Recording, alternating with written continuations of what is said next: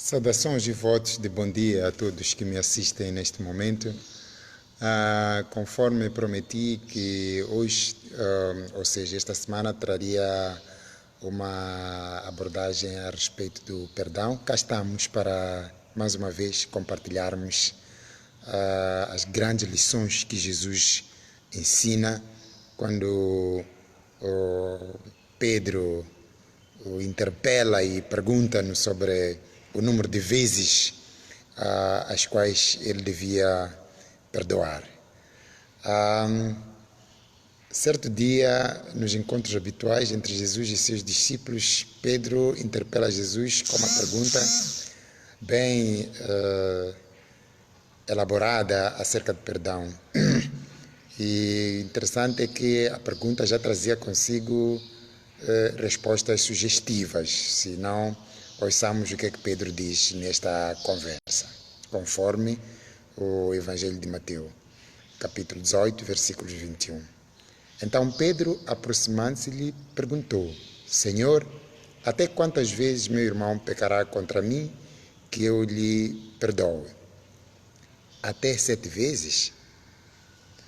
A pergunta que é feita aqui ao nosso Senhor Jesus Cristo por Pedro é uma pergunta recorrente nos nossos dias quando se fala da necessidade de perdão.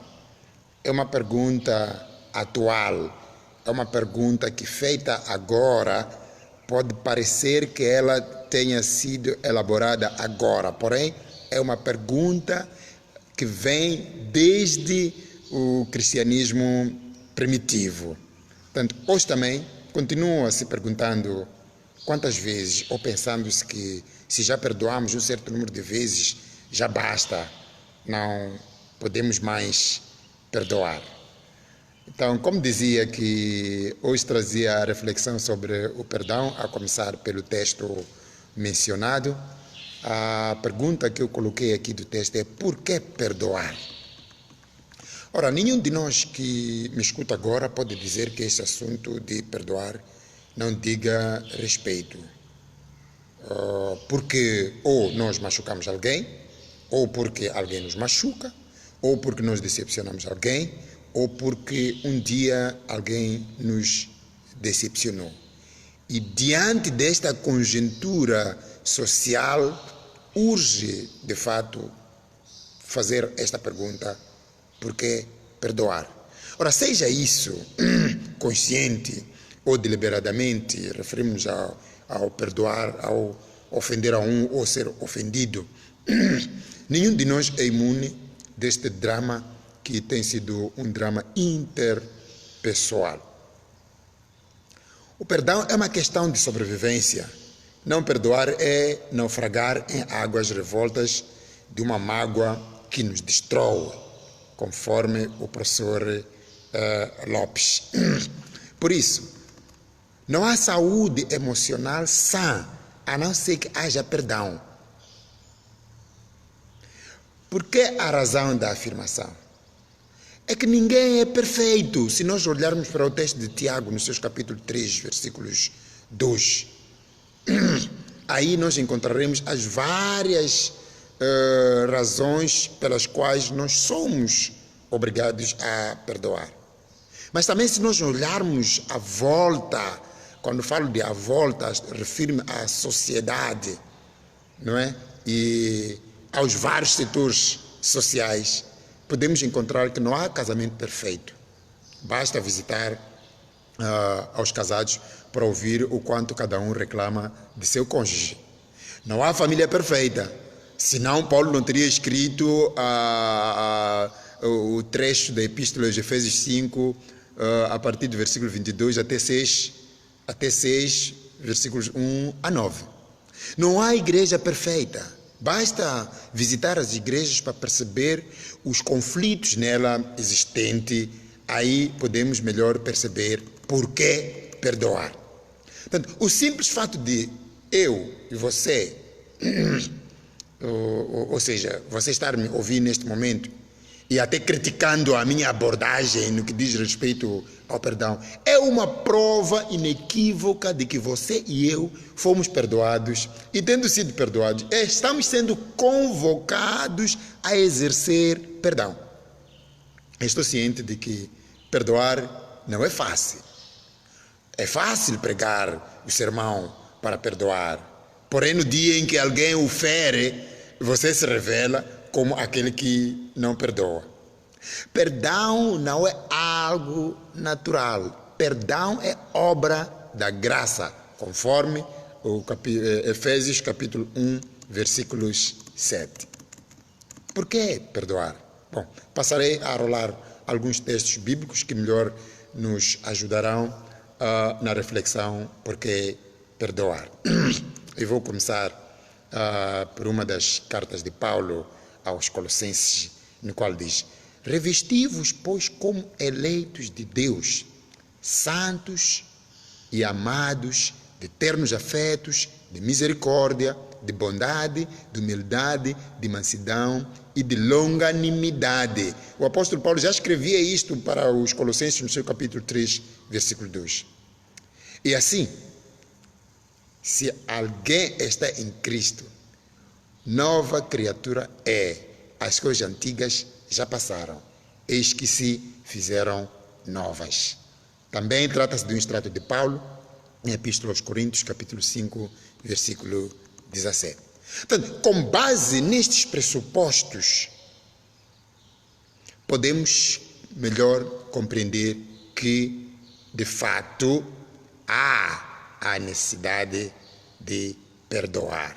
Por um lado, somos novas criaturas, as coisas velhas já passaram, e por outro lado, somos exortados a revestirmos como eleitos de Deus.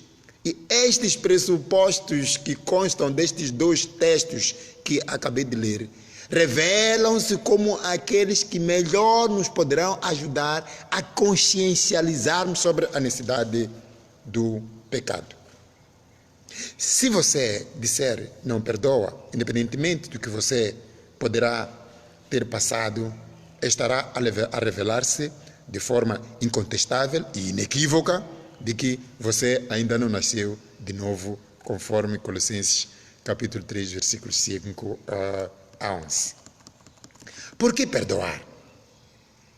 Porque o texto dos Colossenses, nos versículos 13, diz que nós temos queixas uns contra os outros. E quantas queixas, e quão variadas queixas, quão profundas queixas.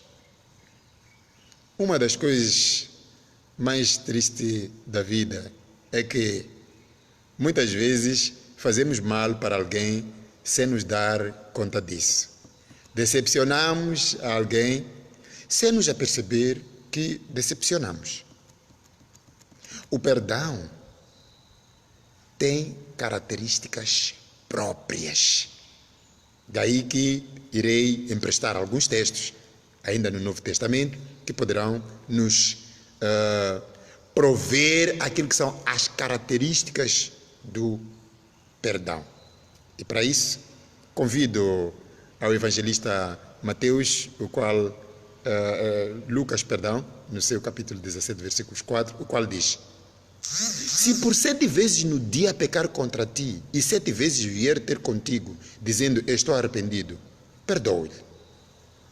Ora, Jesus muda a situação da umbrella de Pedro, em Mateus 18, 21, onde, se o irmão se recorda, foi o primeiro texto que eu chamei a voz, onde Pedro pergunta: quantas vezes eu irei perdoar alguém que tiver me ofendido? E sugere até o limite de 7. Então, Jesus muda este cenário para mostrar que o perdão não tem limites, não se deve impor limites ao perdão.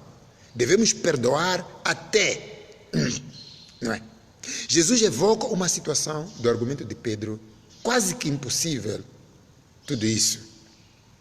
Queria o mestre dizer a Pedro, dizer a mim, dizer a você, que dessa maneira que eu e você devemos lidar com perdão. Jesus insta-nos a perdoar de maneira ilimitada. Jesus quer dizer que eu e você, que se presume estarmos revestidos de Cristo, não devemos estabelecer limites como o fez Pedro ao propor 7 vezes, conforme o texto de Mateus 18, versículo 21. Então, por que perdoar? O perdão tem características de restauração. O perdão não é somente ilimitado, é sim restaurador, conforme o extrato que se segue. Se por 7 vezes no dia teu irmão pecar contra ti e 7 vezes vier ter consigo dizendo, estou arrependido, perdoa-lhe. Perdão implica restauração. E para isso vamos voltar a emprestar alguns textos de Lucas no que diz respeito ao filho pródigo. O filho pródigo, quando volta para a casa do pai, ele tem no sonho o meio perdão. Prestem bem atenção ao que o filho pródigo diz a seu pai quando chega. Ele diz, já não sou digno de ser chamado teu filho, trata-me como um de seus trabalhadores. Diz isso lá em Lucas 15, versículos 19. Portanto, o filho pródigo aqui não está a pedir um perdão completo, está a pedir um perdão, vamos lá, um meio perdão.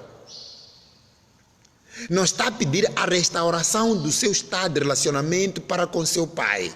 Ou seja, ele estava consciente que seu pai concedê-lo-ia um perdão às meias. Mas, atenção, o perdão implica restauração e reintegração. Está de parabéns o presidente da República de Moçambique, que age segundo o princípio bíblico de perdão, concedendo às forças residuais da RENAMO o perdão, a restauração e a reintegração, conforme preconiza o texto de Lucas 15 e seguintes. O filho pródigo, quando recebe o perdão de seu pai, recebe elementos simbólicos de perdão, ou elementos que atestam que ele é beneficiário do perdão do seu pai. E eu vou arrolar o número dos símbolos que ele recebe. A linha A, é-lhe colocado o anel no dedo, Lucas 15, 22b. A linha B, é-lhe oferecido sandálias e lhe colocado sandálias novas nos seus pés, Lucas 15, 22b. A linha C, é-lhe dado roupa nova, Lucas 15, versículos 22.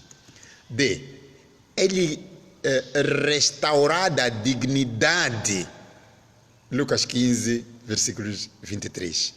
A linha E, já a festa, a confraternização, por este ter voltado para casa, Lucas 15, versículos 23. E por último, a linha F, a celebração em Lucas 15, versículo 24.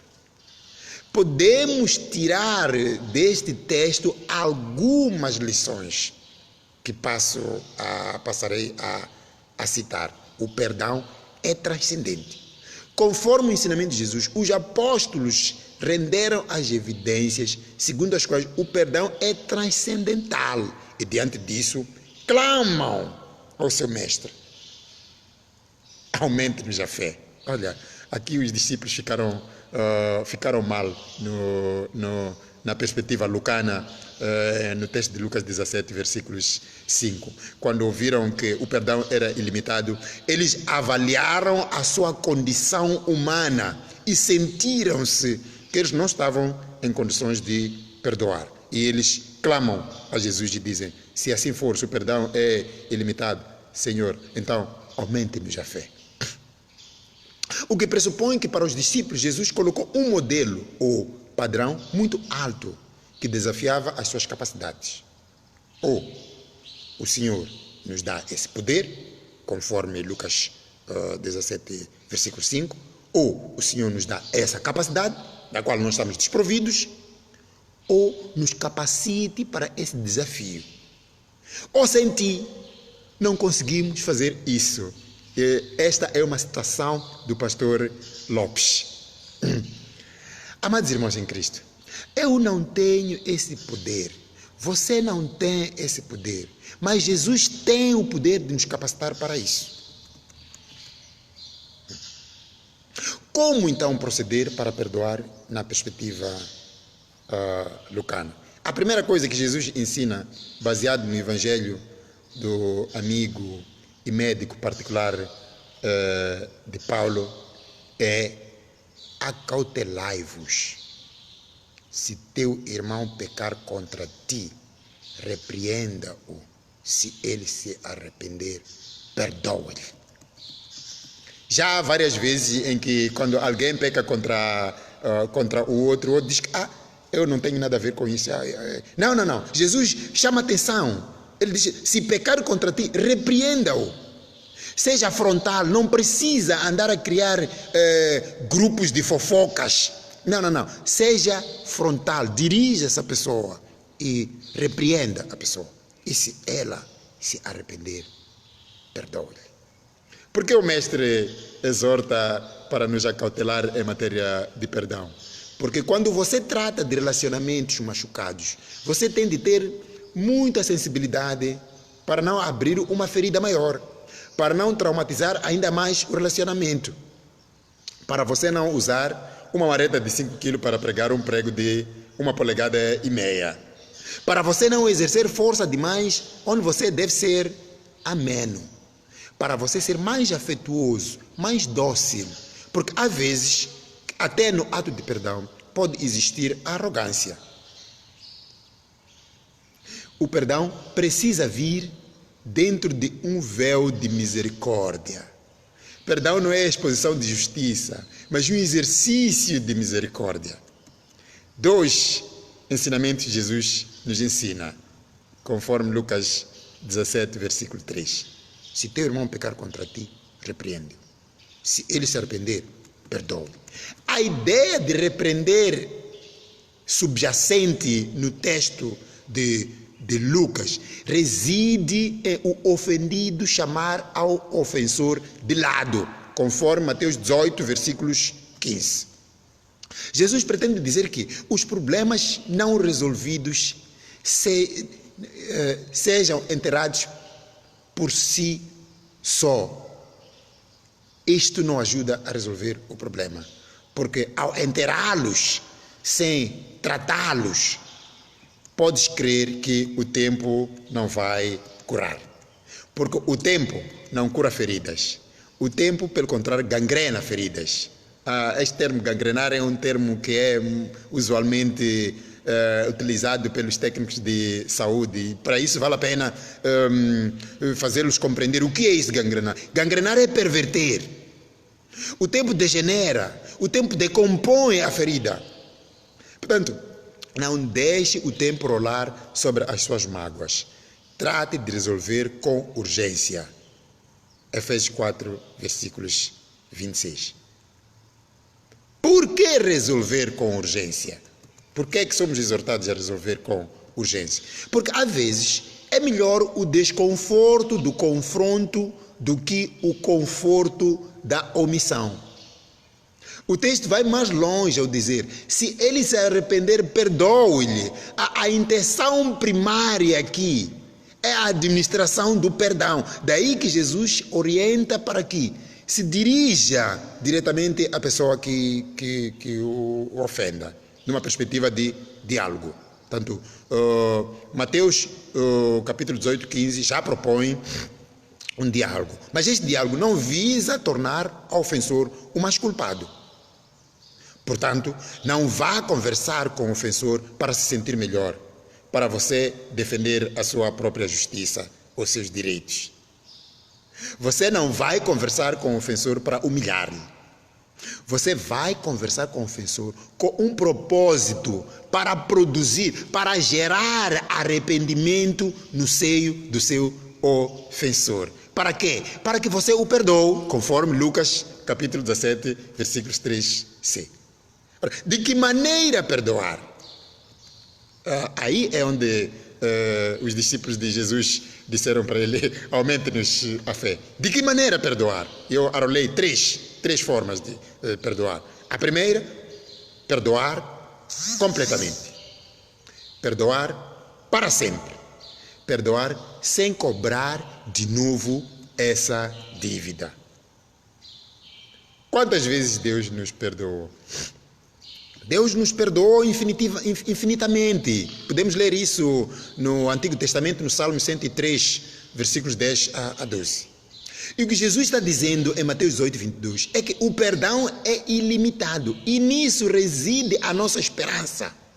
E Jesus ilustrou isso de uma maneira magnífica, exatamente depois destes 2 versículos, numa parábola do credor incompassivo, que podemos ler em Mateus capítulo 18, versículos 23 até 35. Jesus conta a história de um rei que tinha súditos.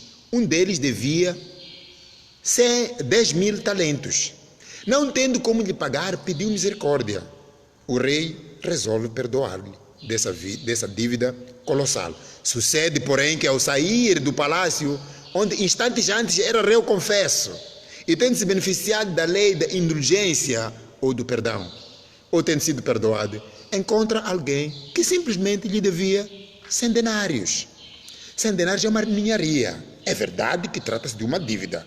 Porém, comparando com os 10.000 talentos que ele devia, é um valor bastante irrisório, o qual devia ter tido compaixão para com o seu devedor. Infelizmente, não foi o que aconteceu. Ele o colocou na cadeia para que pagasse. Muitas pessoas deliberadamente fazem mal contra nós e nós temos queixas. Temos queixas dentro da nossa casa, temos queixas no nosso local de trabalho, temos queixas na nossa família, temos queixas nos nossos relacionamentos, temos queixas dentro da igreja. Por que perdoar? Porque o ensinamento do texto nos revela que nós já fomos muito perdoados. Quem de nós pode afirmar, eu não precisei ser perdoado? Ou seja, eu sou tão bom que quando Deus me aceitou, não precisei fazer nada, porque eu já estava perfeito. Aqui somos chamados a atenção para a nossa consciência em relação aos nossos relacionamentos, tanto o relacionamento vertical, refiro-me ao relacionamento do homem para com Deus, assim como o relacionamento horizontal. Na perspectiva do relacionamento vertical, é que quanto mais perto de Deus você chega, você tem mais consciência de ter pecado. Mas na perspectiva que não tenha um relacionamento vertical com Deus, é que quanto mais longe de Deus você está, mais você acha que você é bom. Nós fomos muito perdoados. Lá no céu fazemos parte de uma classe de gente que foi perdoada. Vale a pena dizer aleluia por eu e você fazermos parte de uma classe de gente que está lá no céu, que foi perdoado.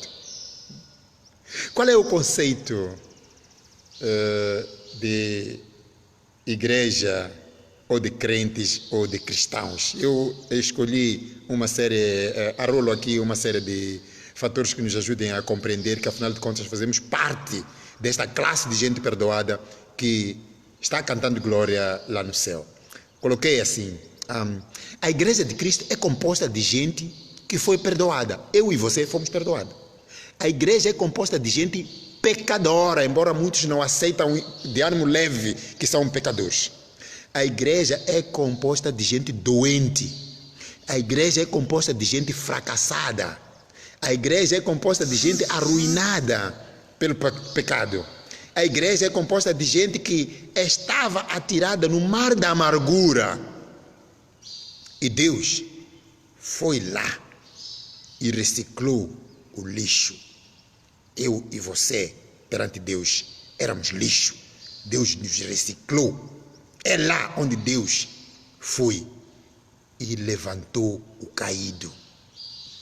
Deus foi lá e curou o enfermo. E Deus foi lá e toca todas as nossas feridas emocionais. E Deus foi lá e nos fez novas criaturas. Amém. Bendito seja Deus por você e eu termos sido reciclados e não fazermos mais parte do lixo pecaminoso e tornarmos novas criaturas diante de Deus. Portanto, você e eu não temos outra opção diante das circunstâncias, a não ser perdoar. Por quê? Para manter o nosso relacionamento sadio com Deus. A restauração do nosso relacionamento com Deus só se torna efetiva quando nós perdoamos ao próximo. E dessa forma, Deus, em recompensa, administra o perdão pelos atos que nós praticamos, que se consubstanciam como pecado. Muitas vezes, chegamos à casa do Senhor com os corações sobrecarregados de mágoa, ódio, inveja, disputa, e vimos a casa do Senhor com problemas de relacionamento não curados, carregados de bagagem de ressentimento, de coisas antigas, desde pequenas coisas até coisas de grande magnitude.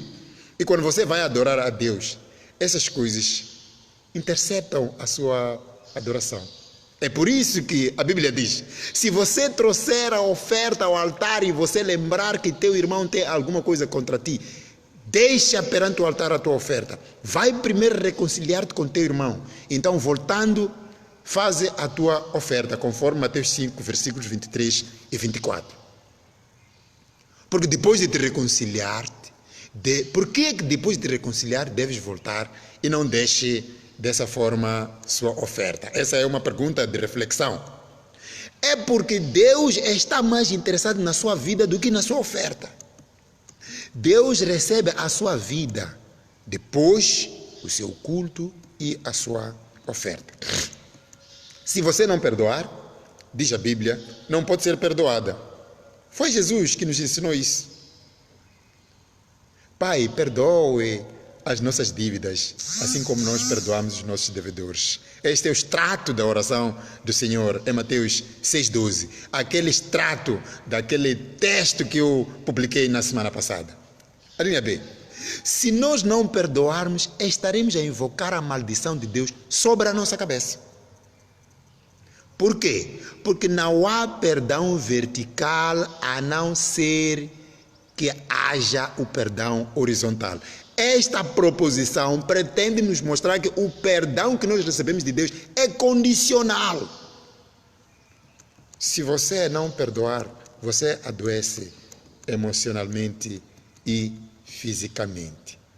Queridos irmãos em Cristo, amados no Senhor, aprendamos e esforcemos-nos em perdoar, porque o perdão cura a alma. Amém.